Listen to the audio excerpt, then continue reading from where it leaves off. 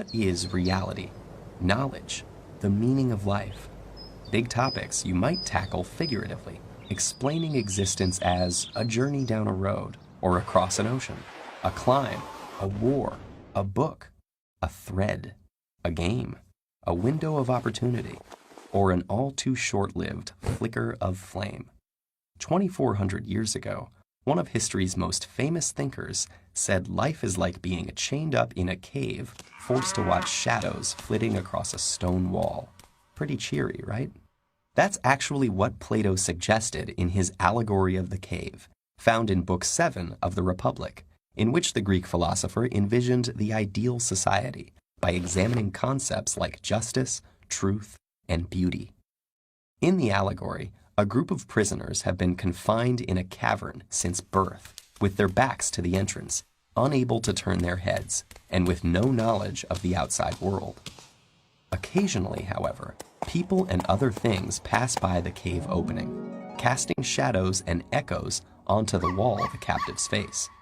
The prisoners name and classify these illusions, believing they're perceiving actual entities. Suddenly, one prisoner is freed and brought outside for the first time. The light hurts his eyes, and he finds the new environment disorienting. When told that the things around him are real, while the shadows were mere reflections, he cannot believe it. The shadows appeared much clearer to him, but gradually his eyes adjust until he can look at reflections in the water, at objects directly, and finally at the sun, whose light is the ultimate source of everything he has seen. The prisoner returns to the cave to share his discovery, but he is no longer used to the darkness and has a hard time seeing the shadows on the wall. The other prisoners think the journey has made him stupid and blind, and violently resist any attempts to free them. Plato introduces this passage as an analogy of what it's like to be a philosopher trying to educate the public.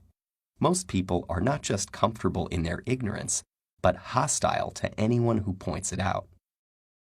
In fact, the real-life Socrates was sentenced to death by the Athenian government for disrupting the social order, and his student Plato spends much of the Republic disparaging Athenian democracy, while promoting rule by philosopher kings.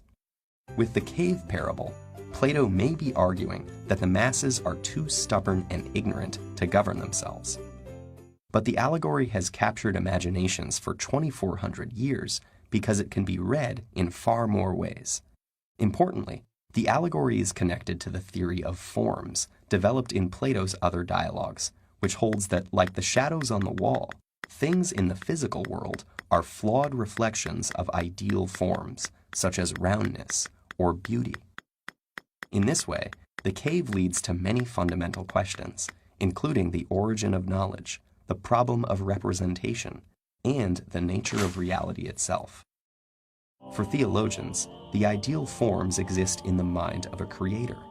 For philosophers of language viewing the forms as linguistic concepts, the theory illustrates the problem of grouping concrete things under abstract terms.